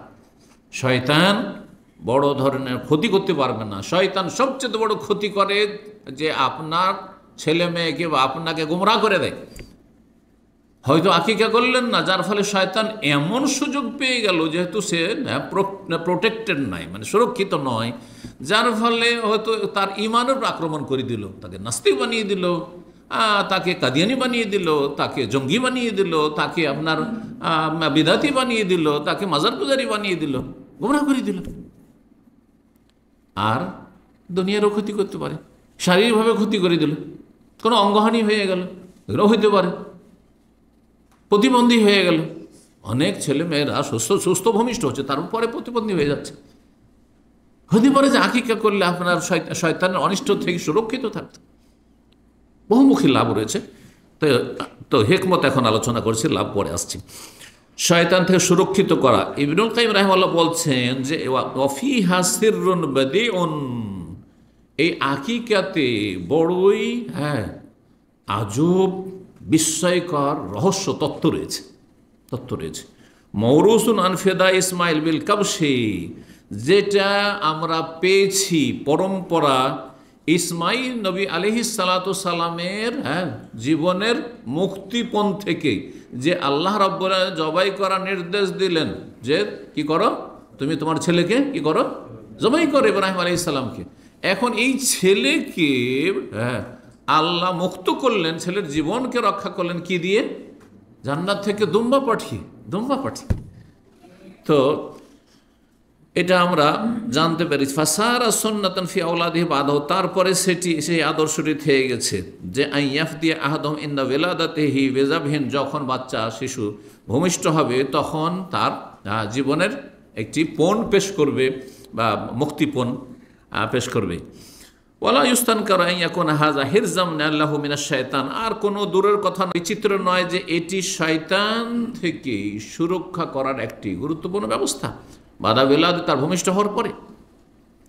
কামা কানা যিকরু ইসমিল্লাহ ইনদা ওয়াজিফির রাহিম হিরজান লাহু মিন জারারিশ শাইতান, যেমন হাদিসে রয়েছে যে সহবাসের পূর্বে যদি আপনি দোয়া পড়েন, সুন্নতি দোয়া বিসমিল্লাহ আল্লাহু জান্নিবনা শাইতান ওয়া জান্নিবিশ শাইতান মা রাযাকতানা, তাহলে এই বাচ্চা যদি আল্লাহ দেন তাহলে কি হবে, লাম ইয়াদুররুহু শাইতান আবাদা, শয়তান কোনো ক্ষতি করতে পারবে না। যেমন এইটা একটা মাধ্যম সুরক্ষিত করার, তেমন আকিকা করাটাও বাচ্চাকে সুরক্ষিত করার একটি মাধ্যম।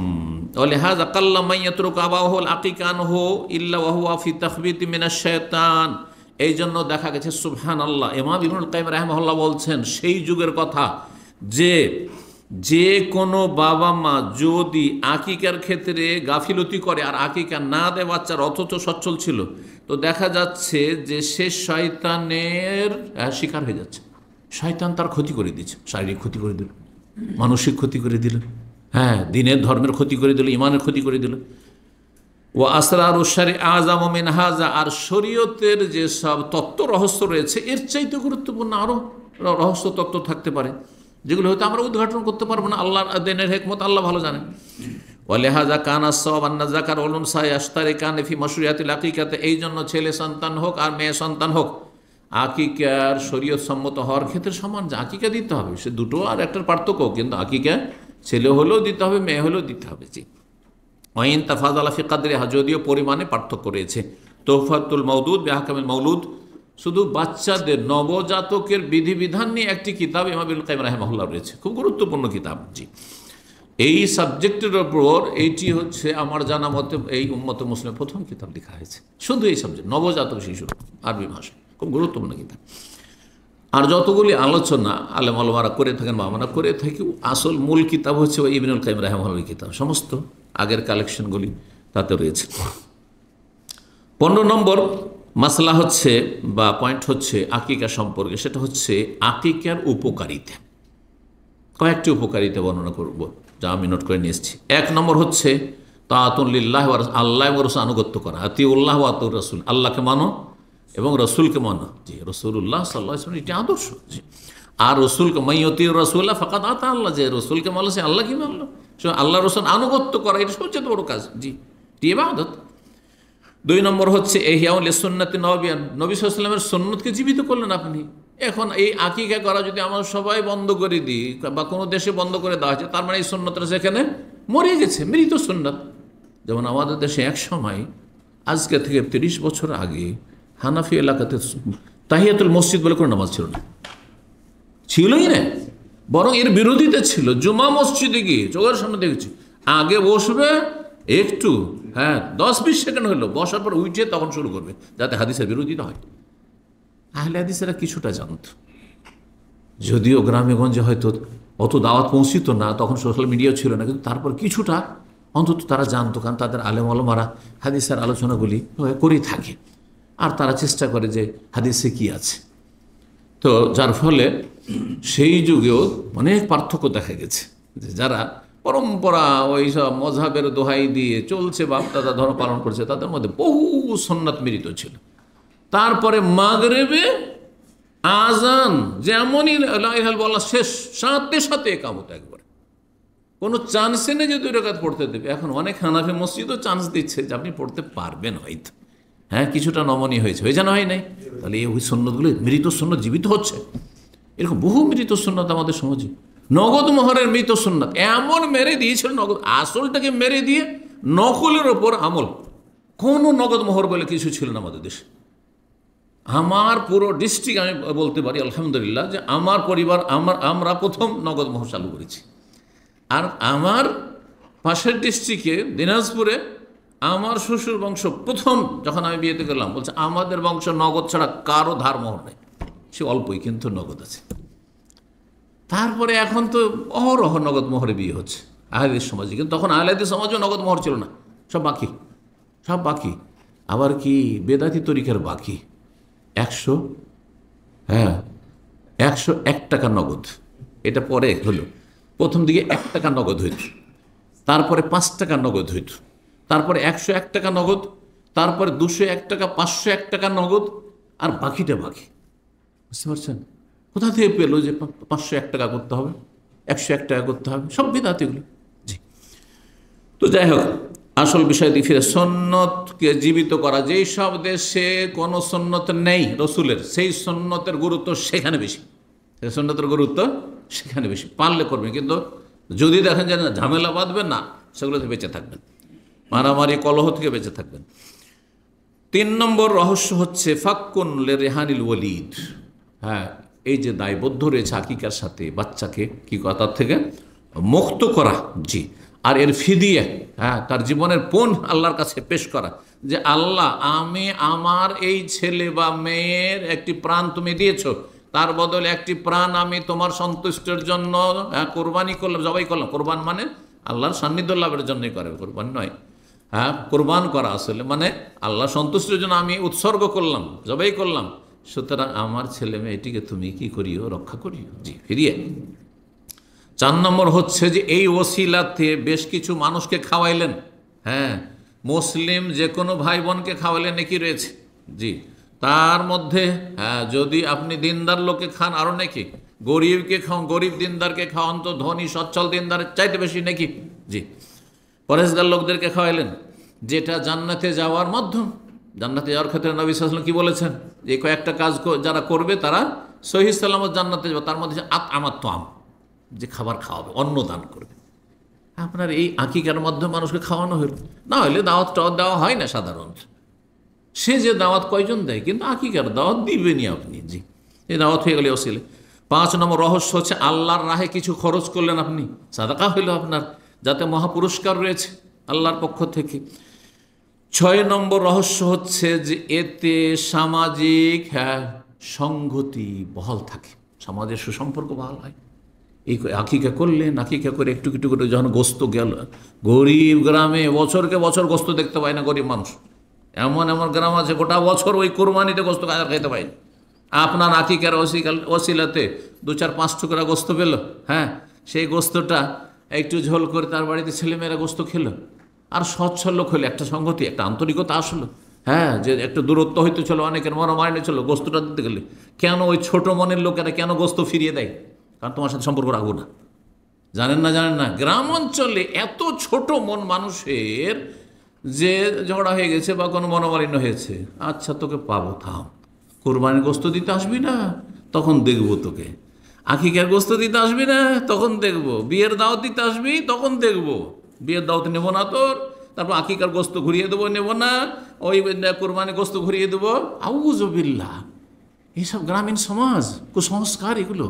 মন এত ছোট একেবারে। আল্লাহ হেদায়েত দান করুন, মনটাকে বড় করুন। উপেক্ষা করতে শিখুন, ইগনোর করা, ইগনোর ছাড়া ইসলাম কায়েম হয় না। উপেক্ষা করতে হবে। মানুষ ভুলে ভরা, আমারও ভুল আছে, আপনারও ভুল আছে, সুতরাং আমার ভুলে কে ছাড় দেবে যখন আপনাদের ভুলে ছাড় দেবো না? অবশ্যই ছাড় দিতে হবে। মেজর বড় বড় ভুল হচ্ছে, চরম অন্যায় হয়ে যাচ্ছে, প্রকাশ্যে পাপ হচ্ছে, তখন সেই ক্ষেত্রে ছাড় দেওয়া যাবে না। হয়তো যতদূর পারবো তখন অ্যাকশন দেব, কিন্তু গোপনে কিছু হচ্ছে, লুকিয়ে হচ্ছে, ছোটোখাটো কিছু হচ্ছে, ভুল ত্রুটি কিছু হয়ে গেল, একটু আমার সাথে বেয়াদবি করলো, না, ছাড় দিতে হবে। জি, আল্লাহ রাব্বুল তৌফিক দান করুন। কথা লম্বা হয়ে যাচ্ছে, আর মাত্র কয়েকটা পয়েন্ট রয়েছে। জি, 16 নম্বর চলে এসেছি, তাই না? 16 নম্বর মাসলা হচ্ছে, 7ম দিনে যখন আকিকা করবেন তখন শিশুর মাথা মুন্ডন করবেন। শিশু কি করবেন? মাথা মুন্ডন করবেন। জি, আর 17 নম্বর হচ্ছে, মাথা মুন্ডন করে যে চুল হবে সেই চুল পরিমাণ চাঁদি দান করবেন। এই চাঁদির কথায় হাদিসে এসছে, এই জন্য ইমাম আহমদ বিন হাম্বল বা হাম্বলি মাযহাবে চাঁদির কথাই রয়েছে, কিন্তু কিছু কিছু মাযহাবে চাঁদিও দিতে পারে অথবা স্বর্ণ দিতে পারে। জি, জায়েজ রয়েছে, ওলামারা বলেছেন। বেশি দিল সাদাকা আপনি কম না দিয়ে বেশি দিলেন, আপনার হয়তো সুন্নত ছিল হয়তো চাঁদি অল্প, চাঁদি তো অল্প খরচ রূপাতে, কিন্তু স্বর্ণ দিলে বেশি।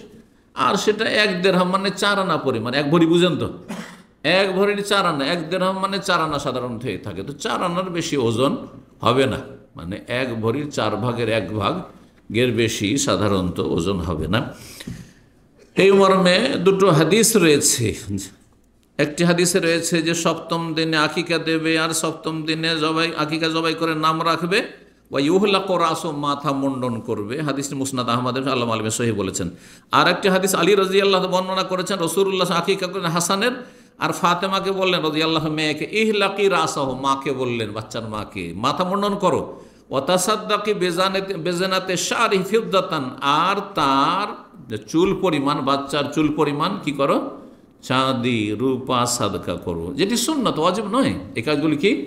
সুন্নত, মুস্তাহাব। জি, বলছেন ওয়াজানতুহু, ফাতেমা রাদিয়াল্লাহু বলছেন আমি ওজন করলাম, ফাকানা ওয়াজনুহু দিরহামান, ওজনটা 1 দিরহাম মানে 1 ভরি 4 আনা হলো, 4 আনা হলো, অথবা আও বাজা দিরহাম, 4 আনার চাইতে কম।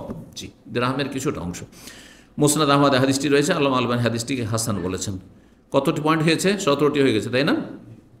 18 নম্বর হচ্ছে একটি পরিত্যক্ত সুন্নত, নবজাতক শিশুর বা আকিকার ক্ষেত্রে, আকিকার সময় একটি সুন্নত রয়েছে, যে সুন্নতটি হচ্ছে যে বাচ্চার মাথা মুন্ডনের পরে যে মাথা নেড়া হয়ে আছে সেটাতে জাফরান মাখিয়ে দেওয়া, জাফরান মাখিয়ে দেওয়া। জাহিলি যুগের কাফেরদের বিরোধিতা, কাফেররা কি করতো? আকিকার গোস্ত, পশুর গোস্ত দিয়ে কি করতো? তারা রক্ত দিয়ে রক্ত মাখিয়ে দিত, সেটা না করে তাদের বিরোধিতা করে জাফরান খুব মূল্যবান, জানেন জাফরান। জি, মায়েশা রাদিয়াল্লাহু তাআলা বলছেন, কানুফিল জাহিলিয়াতি আক্কু, জাহিলি যুগে মক্কার কাফেররা যখন আকিকা করতো, তার মানে তারাও আকিকা করতো। তারা এইসব আকিকা কোথা থেকে পেল? ওই যে পরম্পরা, ইব্রাহিম আলাইহিস সালামের ধর্মের কিছু পেয়ে গেছে, বুঝছেন না? তার মধ্যে কুসংস্কার ঢুকিয়ে, যেমন আমাদের দেশে মাজার পূজারী ধর্মকর্ম, শিরকে করছে, বেদাতও করছে, আর কিছু ভালো কাজও করছে, কিছু সুন্নতও করছে। জি, তো বলছেন যে খাজাবু কুতনাতান বেদামিল আকিকা, আকিকার রক্তে কি করতো? তুলো কিছু ডুবিয়ে দিত। আর তারপরে সেই তুলক দিয়ে কি করতো, ফায়দা হালাকোর আসাসাবি, বাচ্চার যখন মাথা মুন্ডন করতো, ওয়াদাহ আলা রাসি, তারপর তার মাথাতে সে তুলোটা দিয়ে মাখিয়ে দিত। জি, নবী সাল্লাল্লাহু আলাইহি ওয়াসাল্লাম বললেন যে এটা করে ইজআলু মাকানাদ দামে খালুকান, ওরা জাহিলি যুগে কাফেররা রক্ত মাখাইতো, তোমরা খালুক মানে জাফরান মাখিয়ে দাও। হাদিসটি ইবনে হিব্বানে রয়েছে, আল্লামা আলবানী সিলসিলা 463 নম্বর হাদিসটিকে সহিহ বলেছেন। তাহলে এটি সুন্নাত, সাধারণত আমল করা হয় না। আরও এই মর্মে বুরায়দা থেকেও হাদিস রয়েছে, যাতে রয়েছে ওয়ান্নাহালে কোরাসাহু, আমরা বুরায়দা বলছেন কুন্নাফিল জাহিলিতে যুগে ইজা ওয়ালিদ আল ইহাদানা গোলামুন, কারো বাচ্চা জন্ম হইলে জাবাহা শাতান, একটি বকরি জবাই করতো, ওয়ালা তাখা রাসাহু বিদামিহি, আর তার মাথাটাকে রক্ত মাখিয়ে দিত। ফালাম্মা জা আল ইসলাম, যখন ইসলাম আসলো, কুন্না নাজবাহু শাতি, আমার সপ্তম দিন আমরা আকিকা করতাম, ওয়ান্নাহালে কোরাস, মাথা মুন্ডন করতাম, ওয়ান্নালতাখুহু বিজাফরান, জাফরান মাখি, এখানে জাফরান শব্দই চলে এসেছে, জাফরান মাখে, জাফরানের সুগন্ধিও রয়েছে, তো জাফরান মাখি। আবু দাউদে হাদিসটি রয়েছে, তাহলে সুনান আবু দাউদের হাদিস, আল্লামা আলবানী সহিহ আবু দাউদে 2843 নম্বর হাদিস, হাদিসটিকে সহিহ বলেছেন। কয়টি পয়েন্ট হয়েছে? হ্যাঁ, 18টি আছে। 19 নম্বর, মেয়ে সন্তানের মাথা মুন্ডন করা যাবে কি না, কি জানা আছে? আমাদের দেশে করে, তাই না? কিন্তু আরবরা করে না, কারণ আরবদের বড় ওলামাদের ফতোয়া যে ছেলে সন্তানের মাথা মুন্ডন করা যাবে, কিন্তু কন্যা সন্তান হলে মাথা মুন্ডন করা যাবে না, এই ফতোয়া রয়েছে। লাজনা দাইমা স্থায়ী কমিটি সৌদি আরবে, তার ফতোয়া এটি। বলছেন যে মাথা মুন্ডনের ক্ষেত্রে দুটো হাদিস রয়েছে, দুটোই হচ্ছে ছেলে সন্তানের ক্ষেত্রে, মেয়ে সন্তান সম্পর্কে কোনো হাদিস নেই। না করা চলবে না এমন কোনো হাদিসও নেই। আর যা ঘটেছে যে মাথা মুন্ডন করার যে হাদিস মাত্র দুটি, সেই দুটি ছেলে সন্তানের ক্ষেত্রে রয়েছে। বলছেন যে একটি হাদিস হচ্ছে লাম্মা ওয়ালাদাত ফাতেমাতুল হাসান, ফাতেমা রাদিয়াল্লাহু তাআলা আনহা যখন হাসানকে ভূমিষ্ঠ করলেন, হাসান যখন তার পেটে ভূমিষ্ঠ হইল, রাসূলুল্লাহ বললেন ইহলাকি রাসাহু, হাসানের মাথা মুন্ডন করো, মাথা নেড়া করো। মুসনাদ আহমদে হাদিসটি রয়েছে। দ্বিতীয় হাদিস সামরা থেকে নবী সাল্লাল্লাহু আলাইহি ওয়াসাল্লাম বলেছেন যে প্রতিটি শিশু আকিকার সাথে দায়বদ্ধ, সপ্তম দিনে জবাই করা হবে, ওয়াইসাম্মা ফিয়া, নাম রাখা হবে, ওয়াইউহলাকু রাসু, মাথা মুন্ডন করা হবে। গোলাম বলেছেন, গোলাম মানে বালক, হ্যাঁ, তাহলে বলছেন গোলাম যখন বালক বলেছেন তাহলে বালিকা নয়, এটা হচ্ছে তাদের কথা। হাদিসটি মুসনাদ আহমদ, আবু দাউদ, নাসাই, ইবনে মাজায় রয়েছে। তো সুতরাং এটি সৌদি আরব ফতোয়া কমিটির ফতোয়া আছে, ফালা ইউসাহাল কোরাসিল মৌলুদ ইজা কানা উনসা, যদি কন্যা সন্তান হয় তাহলে মাথা মুন্ডন করা শরীয়ত সম্মত নয়। শেখ ইবনে বাজ, ইবনে উসাইমিনের ফতোয়া হচ্ছে এটি।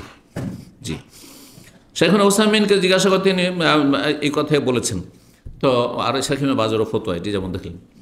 তো এখন আমরা কি করব? একদল এর উপর আমল করছেন আজকাল চালাফিরে, কিন্তু তারা যে দলিল বলছেন যে নিষেধাজ্ঞার, সেই হাদিসটি এভাবে রয়েছে, নাহা রাসূলুল্লাহ সাল্লাল্লাহু আলাইহি ওয়াসাল্লাম আন তাহলিকাল মারআতু রাসাহা, রাসূলুল্লাহ সাল্লাল্লাহু আলাইহি ওয়াসাল্লাম মহিলাদেরকে নিষেধ, মারআ মানে মহিলা, কিন্তু মহিলাকে নিষেধ করেছেন মাথা মুন্ডন করতে। মহিলা কাকে বলে?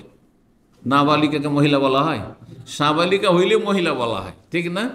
তাহলে বোঝা হলো সাবালিকা মহিলার মাথা মুন্ডন হচ্ছে হারাম, এই হাদিসের আলোকে নাজায়েজ।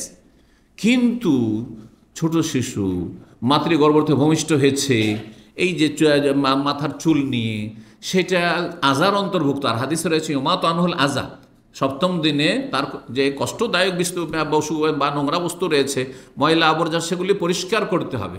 সুতরাং এটার দাবি অনেক ওলামারা বলছেন যে ছেলে সন্তান হোক অথবা মেয়ে সন্তান হোক মাথা মুন্ডন করবেন, এতে চুলের অবস্থাটাও ভালো হবে, যেটা আমাদের অভিজ্ঞতায় বলছে চুলের অবস্থা ভালো হবে। সুতরাং কোনো অকাট্য দলিল যেহেতু আমাদের কাছে নেই যে কন্যা সন্তানের মাথা মুন্ডন একেবারে নাজায়েজ, সুতরাং যদি মনে করে যে পরিবারের লোকেরা যে আমার কন্যা সন্তানের চুলগুলো ভালো করার জন্য যাতে ভালো হয়ে আসে, আর সেই জন্য মাথা মুন্ডন করবো ছোট অবস্থায়, তো জায়েজ রয়েছে, যদিও ছেড়ে দেওয়াটা বেশি ভালো বা সতর্কতা, আল্লাহ তাআলা আলাম।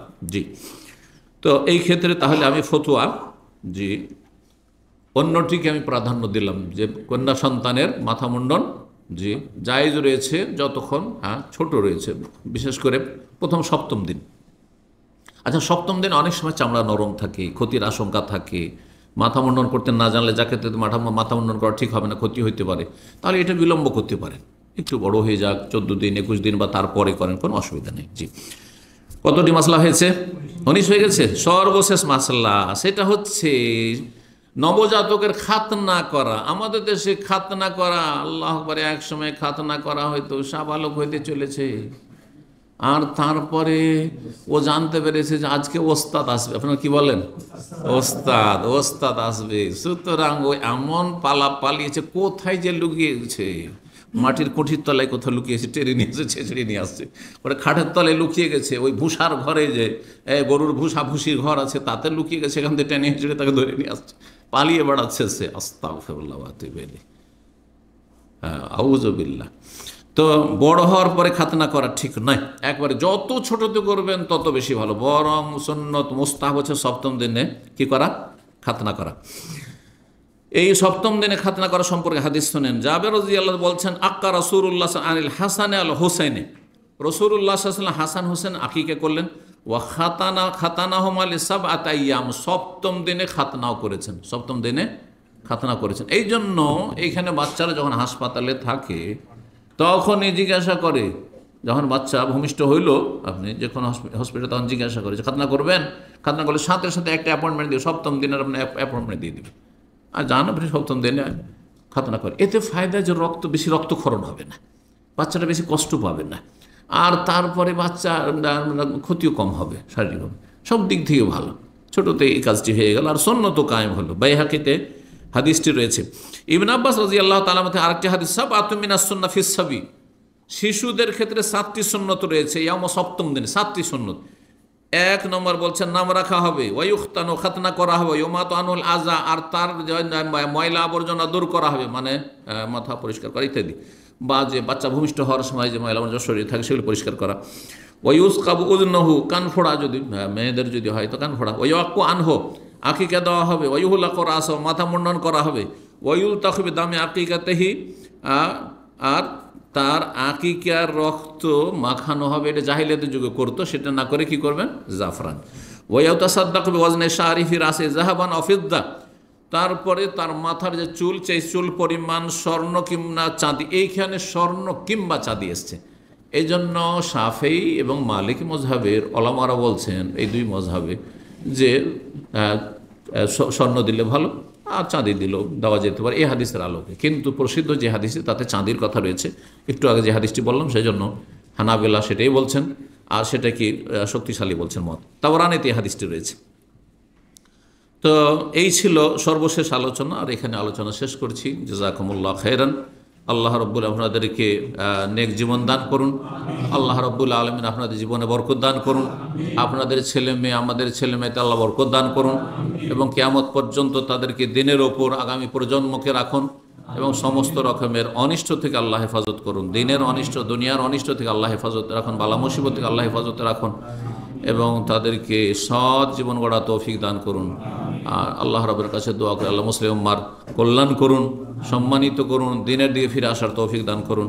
ওয়া জাযাকুমুল্লাহু খাইরান ওয়া সাল্লাল্লাহু আলা নবিয়িনা মুহাম্মদ ওয়া আলা আলিহি ওয়া সাহবিহি আজমাইন।